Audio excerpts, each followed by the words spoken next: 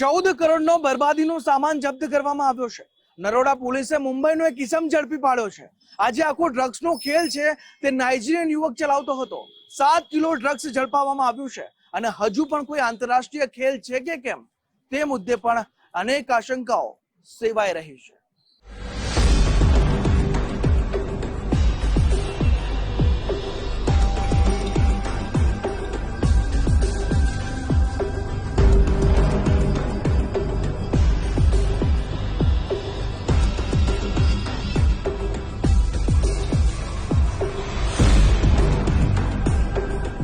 ગુજરાત પોલીસે યુવાધનને નશાની બરબાદીથી દૂર રાખવા અને ડ્રગ્સ માફિયાઓને નેસ્ત નાબૂદ કરવા સતત એક પછી એક મોટા ઓપરેશન ચલાવી રહી છે। ક્યારેક દરિયાકાંઠા નજીકથી કરોડો રૂપિયાના મોતનો સામાન મળી આવે છે તો ક્યારેક દેશના અન્ય રાજ્યોમાં વાયા ગુજરાત થઈને પસાર થતા ખેપિયાઓ કાયદાના સકંજામાં આવે છે। અમદાવાદની નરોડા પોલીસે બાતમીના આધારે 14 કરોડથી વધુ રૂપિયાના ડ્રગ્સના મોટા મુદ્દામાલ સાથે એક ખેપિયાને ઝડપી પાડ્યો। અમદાવાદની નરોડા પોલીસને ચોક્કસ પ્રકારના કપડાં પહેરેલો અને બેગ લઈને પસાર થનારો વ્યક્તિ ડ્રગ્સની મોટી હેરાફેરીમાં સંડોવાયેલો હોવાની બાતમી મળી। આ વ્યક્તિ ડ્રગ્સની મોટી ખેપની હેરફેર કરતો હોવાની શંકાના આધારે પોલીસ જવાનોએ સાદા વેશમાં વોચ ગોઠવી। પોલીસના સર્વેલન્સ સ્ક્વોડના જવાનોએ મૂળ મુંબઈના અંધેરી વેસ્ટમાં રહેતા મોહમ્મદ સાજિદ શેખને પકડી પાડ્યો, જેની પાસે રહેલી ટ્રાવેલ બેગની તલાશી લેતા તેમાંથી 5 મોટા બિસ્કિટના પેકેટ મળી આવ્યા।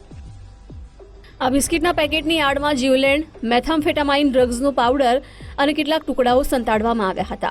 આ ઝડપાયેલા 7 કિલો 84 ગ્રામ ડ્રગ્સની આંતરરાષ્ટ્રીય બજારમાં કિંમત અંદાજે 14 કરોડ 16 લાખ રૂપિયા જેટલી થાય છે। આ સાજિદ શેખ નાઇજીરિયાના એક વ્યક્તિ ક્યુબેનના ઇશારે કામ કરતો હોવાનું તપાસમાં સામે આવ્યું છે। રાજસ્થાનના જયપુરના સિંધી કેમ્પ બસ સ્ટેશનથી કોઈ અજાણ્યા વ્યક્તિએ સાજિદ શેખને બેગ આપી હતી। આ જથ્થો મુંબઈ સુધી ડાયરેક્ટ પહોંચાડવાની વ્યવસ્થા ન થતાં તે વાયા અમદાવાદ થઈને મુંબઈ જઈ રહ્યો હતો। નાઇજીરિયન ઇસમ તરફથી સાજિદ શેખે ડ્રગ્સની એક ટ્રીપ બદલ 10,000 રૂપિયા મળતા હોવાનું સ્વીકાર્યું છે। એક વ્યક્તિ છે જે હ્યુમન ઇન્ટના આધારે કે આ કોઈ બાધાજનક વસ્તુ લઈને ખાસ કરીને નાર્કોટિક્સ થઈ શકે તે લઈને આવવાના છે।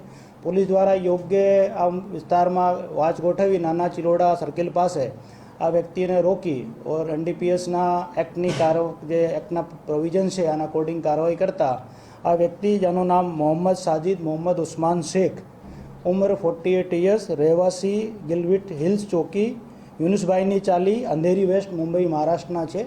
આને રાઉન્ડ અપ કરી પૂછતાછ કરતા આ વ્યક્તિ પાસેથી 7 કિલો ઓર 84 ગ્રામ જેટલો મેથામેફાઇન મળેલ છે, જેની કિંમત આશરે 14 કરોડ 16 લાખ 80 હજાર જેટલી છે।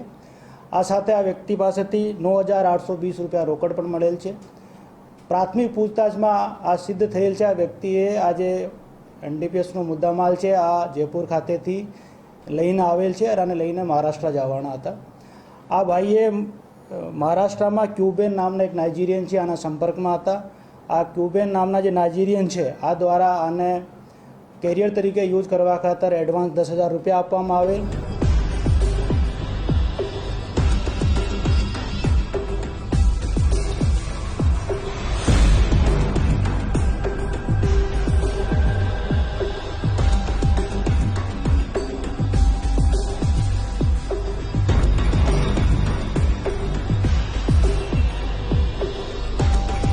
ગુજરાત પોલીસની પ્રારંભિક તપાસમાં પકડાયેલા હાઈ ક્વોલિટી મેથામ્ફેટામાઇન ડ્રગ્સની યુવાનોના શરીર પર ગંભીર અસરો થાય છે।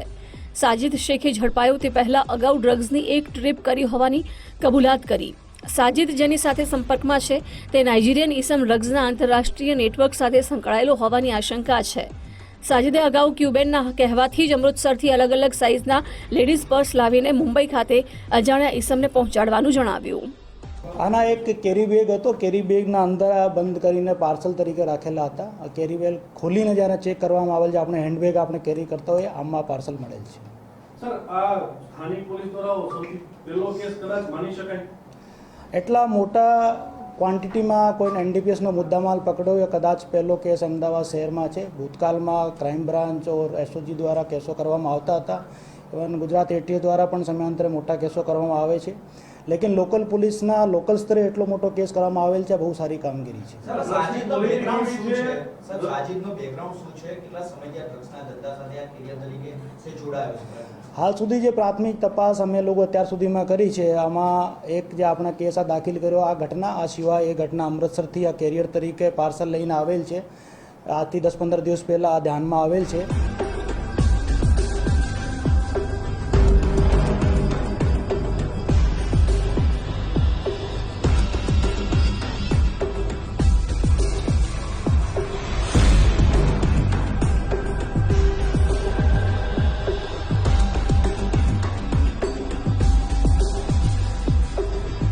આ મેથામ્ફેટામાઇન ડ્રગ્સ મુંબઈના માલેતુજાર વર્ગ અને મોટી પાર્ટીઓમાં 1 ગ્રામના 20,000 રૂપિયા જેવી ઊંચી કિંમતે વેચાઈ છે. નરોડા પોલીસને સાજિદ શેખ પાસેથી મોબાઈલ ફોન, રોકડા અને આધાર કાર્ડ મળ્યું છે. આ ડ્રગ્સ રેકેટમાં જોડાયેલા નાઇજીરિયન અને જયપુરના અજાણ્યા ઇસમોની પોલીસે શોધખોળ હાથ ધરી છે.